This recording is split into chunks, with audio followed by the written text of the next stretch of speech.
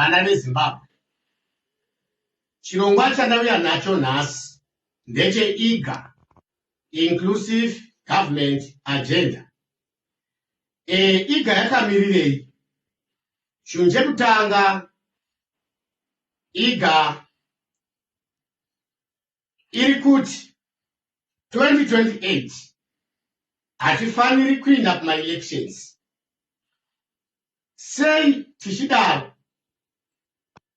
Kubva 1980 kusvika nhasi tiri kuperekedza ZANU-PF kuma-elections. A new political force has entered Zimbabwe's already complex political landscape. The Future Freedom Coalition, commonly known as Freedom Fight for Change, has officially launched, promising to transform the country's governance system and challenge the long-standing rule of the ZANU-PF government. Yes, muri Zimbabwe tinokuchingamiza ipano pakaguvi news takatakura mufananidzo kana kuti video ramuri kuona riri pascreen apo. The battle idzva riri kunzera Freedom Fight for Change, a new political raise inside Zimbabwe. Saka ine mashoko ari kuuya ichitaura kuti aiwa tiri kuda isusu kuti kuve nehurumende ye-inclusive governance. Anzi tobatana vemapato anopikisa tova tiri pamwe chete. Izvi zvichatipa simba rekuti tizobvisa the ruling party bato reZANU-PF.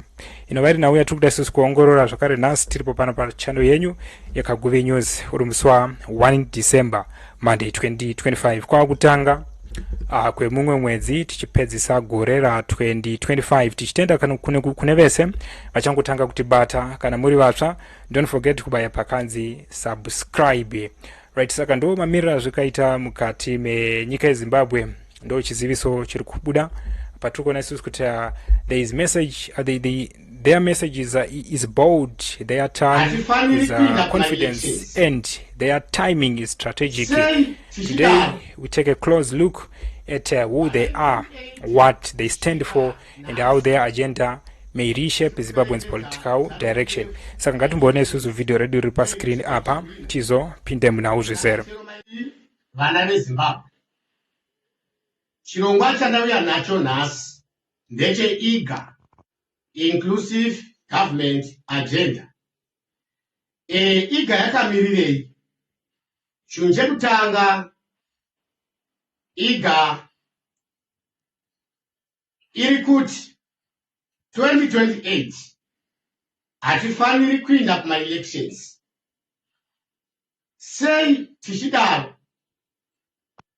Kubva 1980 kusvika nhasi tiri kuperekedza ZANU-PF kuma-elections, ndo iri kusvika ichihwina.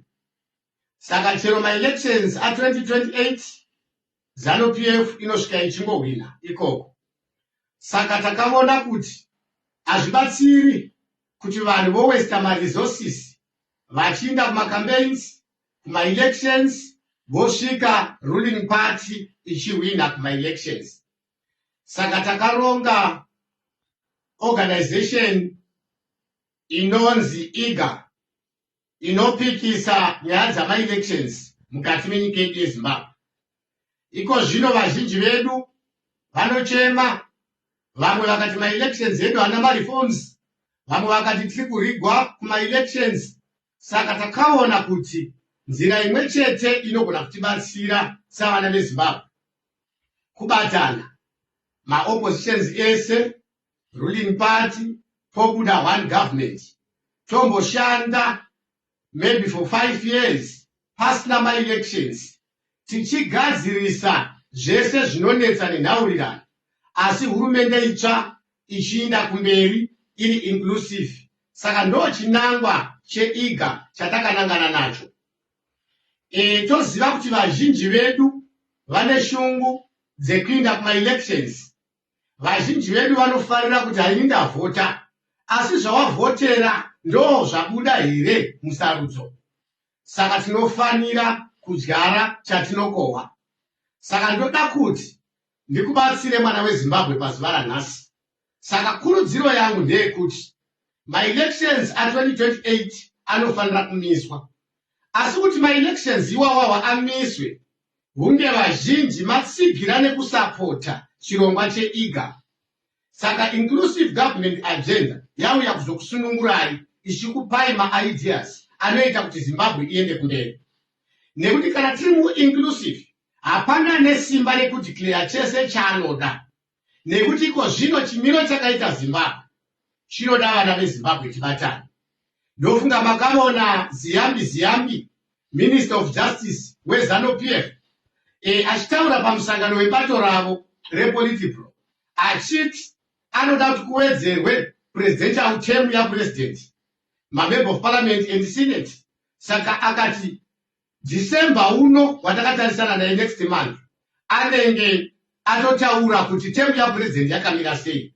Saka zvichireva kuti 2030 inotaurwa napresident Emerson Mnangagwa vachiri ndendi chipo vari kutorevesa nekuti zviri kutogadzirwa kuZANU-PF kuPolitburo. Saka isusu tiri kuona kuti ZANU-PF ndo ine 2/3 majority muparliament, saka inokwanisa kuzviita izvozvo. Nyaya dzereferendum dzana yes no, vamwe vanoti vanhu vacharamba pachaitwa kumavhotsi, vanhu vari kutengwa mukati umu, vanhu vari kupuwa dzimota mukati umu, vanhu vari kupuwa mari mukati umu, vanhu vari kuakirwa dzimba mukati umu, vanhu vari kuvhurigwa mabhizinesi neruling party yeZANU-PF. Saka kureva kuti any election riri kuuya vanhu vese vanobvuma zvinenge zvichidiwa neZANU-PF.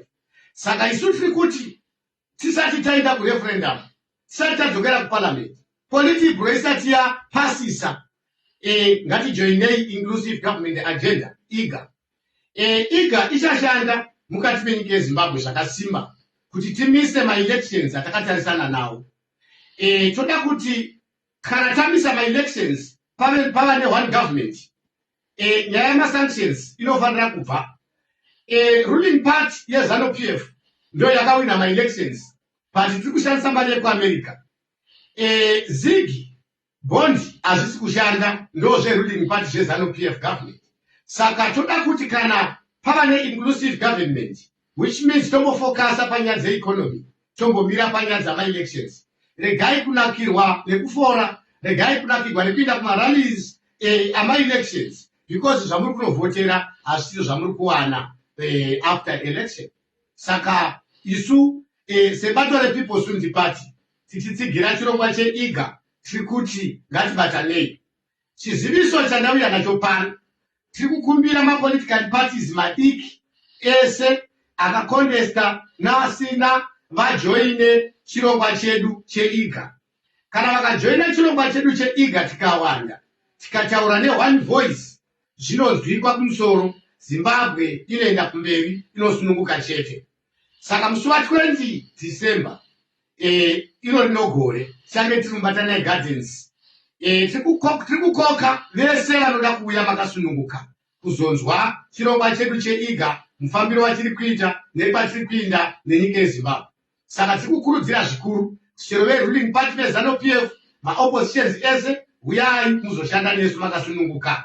Nyika yeZimbabwe yakuda kubatana kuti tiende kumberi. Ma-elections haasi kutibatsira, ari kutouraya nyika wese. After election zvinhu zvinokwira, after election upenyu hunooma, after election hakuna chinosununguka mukati menyika yeZimbabwe. Saka ndoda kukutendai zvikuru vana veZimbabwe, ngatibatanei, vanoda kushanda nesu chakupai information yakazara. The emergence of the FFC comes at a time when Zimbabweans are demanding fresh ideas, credible leadership,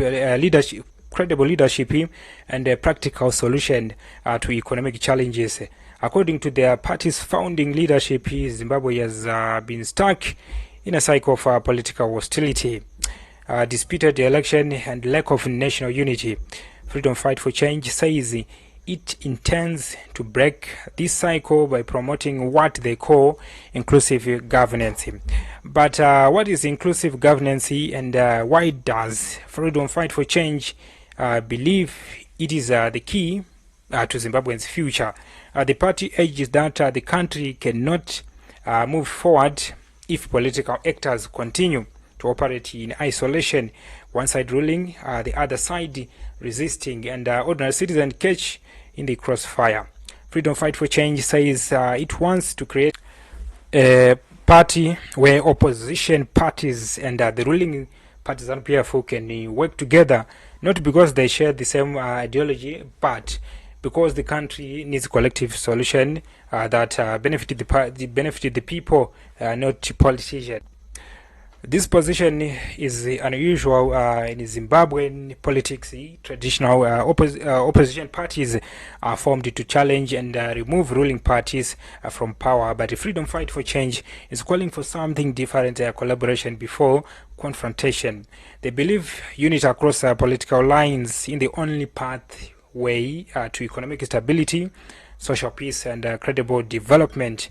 However, the party has not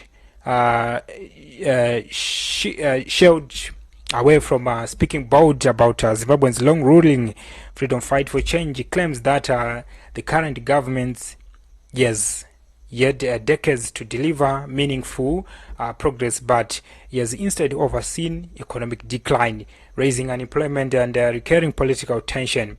While they promise to work with the ZANU-PF where national interest demands it, Freedom Fight for Change says their ultimate goal is to offer Zimbabweans a viable alternative that can one day replace the ruling party through democratic means. Political analysts are already debating whether this new approach will gain traction. Some say Freedom Fight for Change's message of unity is fresh and appealing especially to young people who are tired of political fights. Other question whether ZANU-PF would accept inclusive governance or whether opposition parties might view collaboration as a political compromise. What is clear is that the Freedom Fight for Change's arrival has already sparked a conversation across the country. Citizens want to know if this new party can truly be different or whether it will become just another voice added to the crowded opposition space. Freedom Fight for Change's leader are promising transparency, youth empowerment, economic revival, and return to democratic values. They urge that a new generation of leaders must emerge, leaders who can speak to citizens' struggle, restore hope and unity, and unite the nation beyond party lines. As we watch the early steps of the new political formation, Zimbabweans will be looking for real action, not just a speech. Can Freedom Fight for Changes offer a practical roadmap for governance? Will they stay independent and principled? And most importantly, will they connect with the people at grassroots? Only time will tell. What we know for now is that Zimbabwe's political landscape has gained a new player, one promising unity, change, and a break from politics of division. Whether this vision will succeed, the voters will decide. Thank you very much for choosing our YouTube channel Kaguvi. If you are new on this channel, please kindly hit the subscribe button so that kuita kuti tinge tichifambirana tiri pamwe chete. Zvinotibatsira kuti tinoumba ushamwari pamwe chete. Tinenge takungopanana maupdate edzisiri kubudiswa mawayiresi ehurumende atinayo pamwe chete nematelevision. Stay tuned for more political analysis.